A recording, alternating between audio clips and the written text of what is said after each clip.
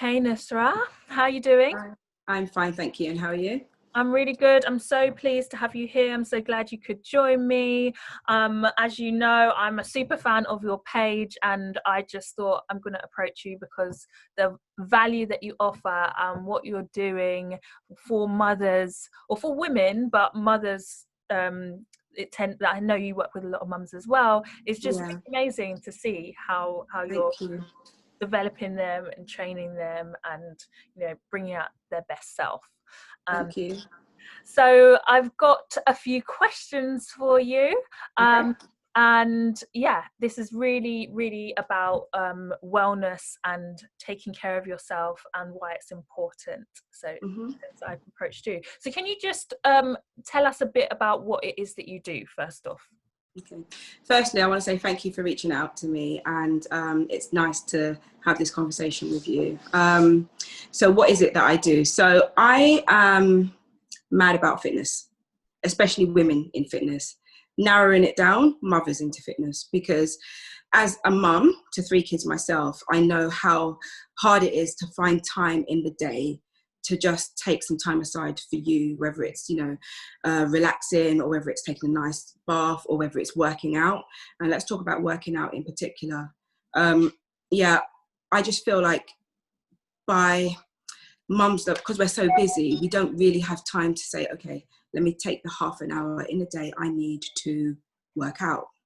And when you have a child or multiple children, as a mom, you can easily put on weight. You sometimes don't even lose the weight that you've put on during pregnancy. And I'm just very passionate about women losing their post-pregnancy weight and getting fit, regaining their fitness and feeling great about themselves, and just trying to find time in the day to even just put 30 minutes in.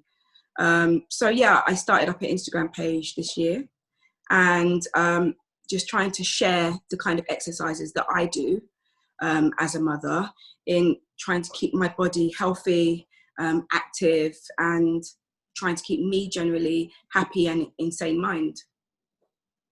Okay, I love it. And I mean, you mentioned like how to find the time in 30 minutes in your day.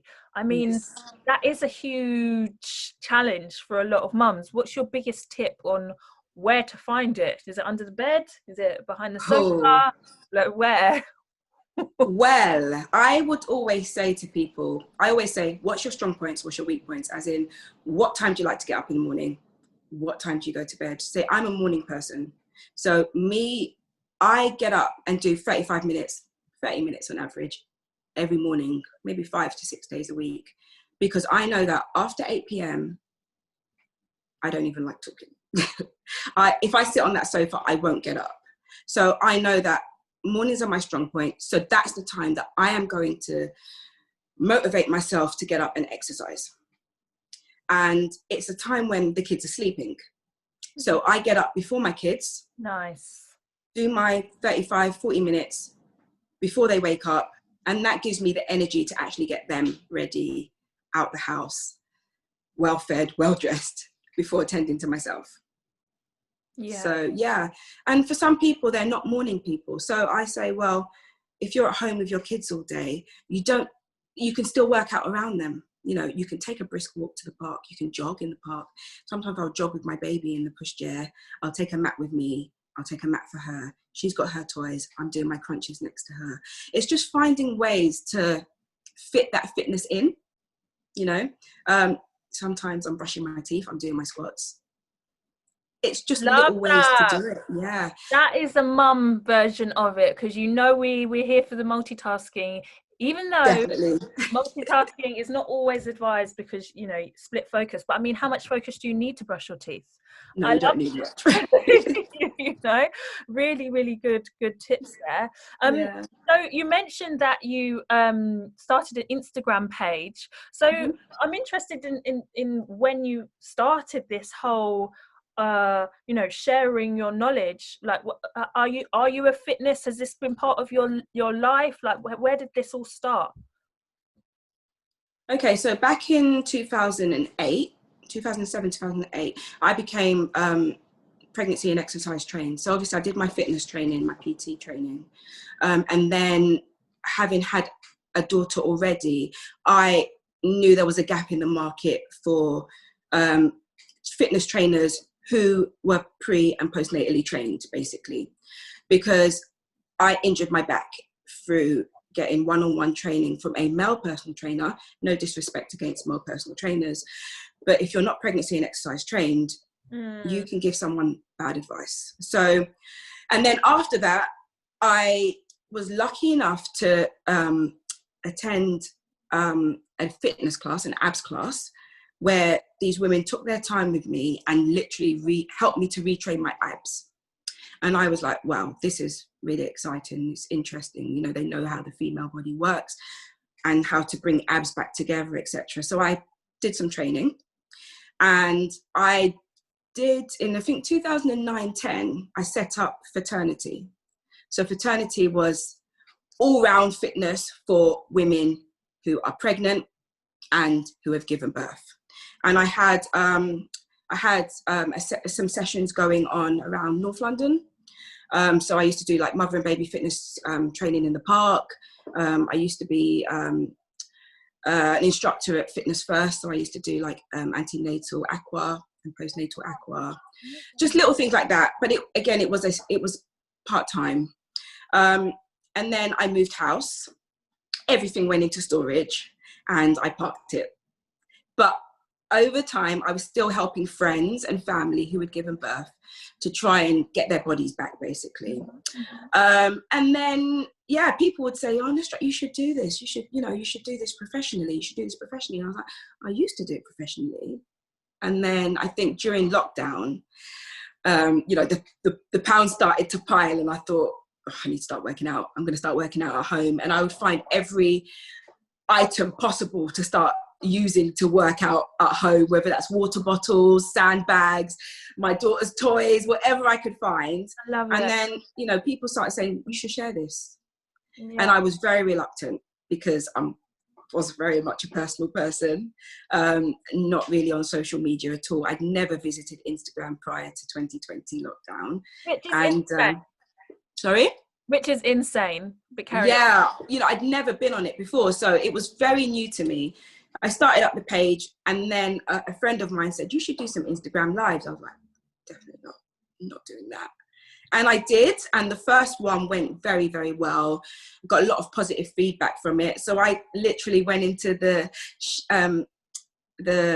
what's it called? Not the attic, but the loft, and brought things out. And I was like, okay, I'm gonna give another stab at this. And it's been going really, really well. And I'm just enjoying helping other women, but especially mums, get back into fitness and feel great about themselves.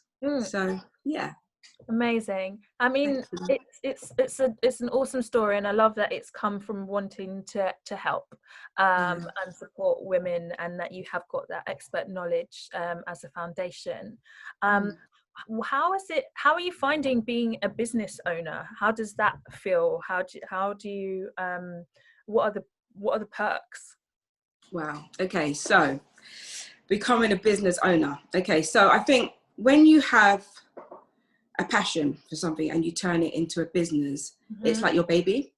Oh God. Yeah. And I'm very hands-on. So whatever I put my mind to, I want to achieve. And it is quite hard because I'm a mum and a wife as well, and I'm maintaining a home. So I think I try and put in 110% of my energy as much as possible. And I try and be very professional in every aspect. And what helps me to maintain my professionalism is cutting down on my client base. So it's not about numbers for me, it's about quality.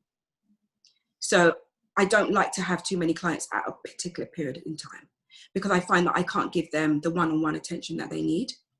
And I don't do this full time. So until I do, I have to really be on the smaller side so that I'm able to provide the professionalism and the detail and the physical content that will allow me to do well and then grow slowly. Yeah. So I'm enjoying it. I'm enjoying what I do because it comes naturally to me. It's a passion, and when it's a passion, it's easier to do. I mean, the Instagram side of it is not so easy to me because I'm new at it. So I am still learning. I mean, I built my own website. That was hard, but I got there in the end. It's not 100% finished yet. There's still lots of changes I would like to make. But as someone who I would say is semi-new, I say semi-new because I did start it 10 years ago, is, you know, I just want it to grow slowly so that it's getting the detail that it needs. Yeah. Sure. Has it helped you having this as a focus through, you know, what we've lived through this year? I don't know. I wouldn't really say it's been a focus because knowing me, I would find something else to do. I did actually put on my Snapchat, I need a project for 2020. I need a project. And actually thinking about it now, I was not really into this that much, but I needed something, either, you know, a development project or something to keep my mind occupied. I always got to have something going on. And maybe it has given me a focus for this year. You know, I have a plan of where I would like this business to go in 2021. So I guess it has given me a bit of focus. I even ask myself a lot of times, what did I do before this Instagram thing? I spend a lot of time on it now. What did I do beforehand? Yeah. It is a time vampire. It is. But what would your advice be to mums that are, you know, feeling like cabin fever at the moment and are, you know, feeling a bit lost because our whole routines have just been absolutely shattered? Yeah. What advice would you give to them? Okay, I would advise anyone feeling like that to get up, get out of the house and do some exercise. You know, even exercising in the home is good. But I mean, during the first lockdown, getting out into the garden, for me, fortunately I've got a garden, or even a local park, was the burst of energy I needed to refresh my mind and then come back in the house. I mean, I used to go out to work, but now I'm working from home. And believe it or not, I was getting a bit stressed and depressed about being at home all the time. And my husband will come in from work and I'll say, let's go out for a walk. And he'll be like, no, I need to be at home. I've just come back from work. And well, I've been at home all day. I need to get out. And just being outside, getting the fresh air, giving your mind an opportunity to just get out of the house and seeing all the things that need to be done really does make a big difference. So even this morning I woke up, I felt sluggish. I didn't feel great. I didn't go out for my usual workout, but I went out for a walk. I did a 3K walk, did some shopping, came back, and immediately I felt a lot better. And I didn't have to look at all the mess around me that needed to be tidied up. I just took that hour for myself out of the house and came back and felt more energetic. So when I don't exercise, I actually feel quite sluggish. I lose my focus. I don't have a routine for the day. But I work out in the morning and that sets my routine for the day. Because after I work out, I'm hot and sweaty. I have a shower. I get dressed. Then I deal with the family. Yeah. Without that, I literally get up in my pajamas. Then I get the kids ready. Sometimes I walk the kids to school in my pajamas. And then I come back, look around me, and it's 9 o'clock and I haven't even opened my laptop yet. And it's like, okay, now when am I going to have a bath? And it just messes up my whole day. It's all about the setup. And my thing is, I like to think, one of my top hacks is to think about going to sleep as the first thing you do in the day instead of the last. Because if you get that part right, because we all know we've clicked the one extra episode on Netflix, or we've stayed on the laptop a bit too long, and then you want some me time, and instead of going to bed at midnight or at 11, it's 1 o'clock, and then you wake up late and so if you get that bit right, then you set yourself up for success, a domino of success, because then you get up feeling good and you can get up on time or early. then you can do your meditation, your exercise, Yeah. and I love that piece about getting up before your kids, which, you know, so many of us use our kids as our alarm clocks. Yeah. And especially during the holiday season, like, I'm not putting on my alarm. But what I've noticed is that with him as my alarm clock, my 3-year-old, I'm then chasing the rest of my day. I'm, you know, Exactly. little tasks that I could just do in 5-10 minutes, somehow Yep. still looking at me at 1 p.m. And it is It's just, so true. it's something that I really noticed. And if I can get to bed on time, Yeah. it's going to be okay. That's a good, yes, that's a very good way that you put it, actually, because I like to try and make sure I get 7 to 8 hours of sleep. Same. And Never used to. I'm quite disciplined with it, actually, because after 8 p.m., you're not getting anything out of me at all. And I don't really watch TV, but I will be browsing on my phone, doing research on my phone. I've got a TV in my room, but it hardly goes on. So, and I've got a thing on my phone that goes off at 9 o'clock. Calls don't come through. Everything goes on to do not disturb. And I love it because when I need to go to sleep, I'm not getting a phone call coming in and disturbing me. And if I have got enough sleep, it does set me up right for the morning, because at 6:45, I've got my first class on Monday, Wednesdays and Fridays. Yeah. So I literally get up every day at 10 to 6, if not before, but I get out of bed at 10 to 6. I love that. I get myself ready. I'm really trying to be that. I did like a month of 5:30 wake ups. My life was amazing, but it just wasn't sustainable for me. Wasn't. Oh. I like to go to bed late. I like to have after my son goes to bed.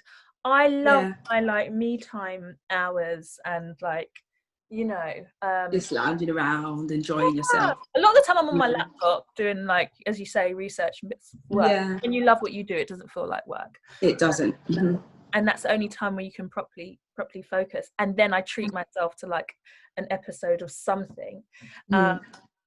So yeah, I love that getting up early piece. I think it's so and they say, you know, billionaires, what are the billionaire habits? And a lot of them wake up. They don't sleep. Well, they don't sleep, but also they must go to bed late, but then still wake up at 4:30. Yeah. It's true. So yeah, no, great advice. So, question: what is the bravest thing you've done in your career to date? The bravest thing I've done in my career to date. Which career? Are you talking about this career? No, it can be either. Any. The bravest thing I've done in my career to date. The bravest thing. Okay, so back in 2012, I quit my very good full-time job. Ooh! And became self-employed, but self-employed in the IT space. And that, as a homeowner, was a very risky thing to do, especially with children. But it was the best move of my life. It really was, because I've achieved so much more in that time than I would have done had I had stayed where I was. And it's allowed me to be an even better mum and wife too, but an even better mum, because I'm able to drop my kids to school. I'm able to pick them up sometimes. I'm able to be close by for school appointments and plays and assemblies, and take time off when I need to take time off, or work harder when I need to work harder. So I think that's the bravest thing I've ever done. There's a lot of women that would not necessarily do that. A lot. You know, because it can be demanding, but somehow I've managed to keep the balance right. So yeah, thank you. So inspiring, especially for me, because I'm at that cliff edge, and it's like, are you really going to put your job in a global pandemic? Well, this is the thing. There's so, but what if it's like, but what if you fail? And it's like, but what if I fly? Like, there's so much that I'm got going at the moment, and you know, that's the thing that's least in alignment. And you know, it's about whether you back yourself enough to unlock your potential. Exactly. And also, if you don't try, you'll never know where you can get to. And you have a backup plan. Your backup plan is you could always go back into what you were doing before, because I am assuming that you've got years of experience in whatever you have been doing. So it's just like some people that take a maternity break for 5 years to raise their kids. eventually they go back into their line of work. It's just the same. So I feel like it's always good to take a risk, believe in yourself, and the sky's the limit. I always say it. I love it. So that is today's takeaway, ladies. Like, back yourself, because you know what is inside of you and what your potential is. So don't let people undervalue you, because you give yourself a chance to really get what you deserve. Yeah, and I always say it's the power of the mind. If you believe yourself to be a champion, or you believe yourself to be a winner, then you're going to go and smash some goals. But if you start anything with a negative mind, you're starting in a losing position, and that's not where any of us want to be. So, yeah. And sometimes it takes time to develop that mind. Sometimes it's not the light bulb. It's not instant. Yeah. But that's why you work with people. Like you go to Fiternity, or you come work with me, and we'll coach you, because I'm a coach that has a coach. I really believe in this as a self-development practice, to work with someone to really pull it out of you. Why should you do it alone? And it's almost like a self-care practice to invest in yourself in that way. And that's you get the results. You actually, if you've exchanged something, you want something back, and that is if you make that investment, make that pledge to yourself, that's when the magic happens. Exactly. Yeah, I mean, even I can flip that on the fitness side. If you're putting in the work, improving your health and fitness, automatically you start to feel good, you start to look good. As a woman who, in the working environment, you put on those heels, you strut your stuff, or you strut your stuff in your flats, whatever's most comfortable for you.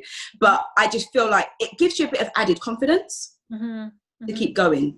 Personally, that's what I find. So yeah, it's so true. I love that note about the heels or flats, whatever you're into. or flats. That's all it takes, though, isn't it? It's a mindset shift, and it can be the smallest thing that gives you that edge. But do whatever you need to, ladies. Okay, so speaking about joining Fiternity, what do your clients say about you? About me. Okay, so I would say that they agree that I'm motivating, and I'm inspiring and empowering. And I'm just going back by feedback that I get from my clients. Not everyone is a lover to exercise. It doesn't come naturally for everyone. But I try to find ways that will allow you to enjoy it. So, for example, yesterday, one of my clients was like, I couldn't come to your class yesterday, Nustrat. I was too tired. And she sent me a picture of her still in bed. So I said, are you up for a jog? She was like, oh my God, are you serious? I was like, yeah, I'm serious. Are you ready for a jog? How long will it take you to put your clothes on? She said, 5 minutes. I said, right, virtual jog, 5 minutes, and we're going. And literally, I downed tools for everything I was doing at that time. It wasn't scheduled. And we did a virtual jog. Just for 10 minutes. We varied it between walking and running, but that got her out of bed that day. After that 10-minute run, she was showered. She got the energy to make herself a healthy brunch. And that was her winning for the rest of the day. And being able to have that relationship with my clients allows me to know what their weaknesses are, what they're prepared to do and what they're not prepared to do. So I would never tell her to jump on the spot and give me 20 burpees. She's not going to do that. But I knew that running is something we've been discussing. So why not? Let's do it now for the present. So now that I've done that with her, she knows that she's actually capable of running. She can do 10 minutes. So now I've empowered her to go out for 10 minutes and use the same strategy we did the day before. And today she was like, what time is the abs class? Love that. Send me the link, please. And I was like, right, that's fantastic. She's starting to win. And I'm going to be coaching her for fitness, her health and fitness for the next 6 months. So for me, I can see she's got so much potential, but she's just a little bit lazy with it. She used the words herself, so that's why I'm going to use it now. So I said, look, I see a lot of potential. I need you to become very sharp with what you're doing. So let me mentor you, let me coach you, and we'll get there. And it's going well so far. So I don't like to push. I like to motivate, empower, inspire, find a way to get them to love fitness. And yeah, that works. For me, it works. And it's working for them as well, which is great. And even though many of the clients I'm training at the moment, it's all virtual. And sometimes to actually get a relationship with someone virtually can be quite difficult. But as I said on one of my posts, on one of my stories yesterday, I soon become your best pal, whether you like it or not. And it's working. And I'm just hoping that that continues, and I'm able to, you know, build more relationships with clients where they're actually investing into their fit life and, you know, getting healthier. I love that one-on-one, like tailored support, like in the moment. That's really something that not everyone can offer. So it sounds like your package is really unique and very special. So last couple of questions before we wrap up. The penultimate question is, what is your message? What is the thing that you want to share with the world? What's the most important thing that you want to there's two things, really. So I'm a lover of, just because you're a mum doesn't mean you have to give up on yourself. And so many mums are guilty of it. You know, your life doesn't stop when you have children. Especially your attitude to health and fitness is supposed to get stronger with children, because you want to be there in the best health, physical health possible to do things with them. You know, it's not dad running on a football pitch with them. You can run on a football pitch with them as well. And that's the message I try to drive to mums. You know, life doesn't stop when you have a baby. You can still look good. You can still feel good. You can still find time for yourself, and you don't have to feel guilty about it. And then the second aspect is the fitness side of it. The healthy side of it. It's really important to me to keep myself healthy. It's not about being thin. I'm not thin. You know, I'm African, I've got body, but it's about being healthy, a healthy heart, healthy cardiovascular system, healthy joints and stuff like that. And again, you know, having a baby, it can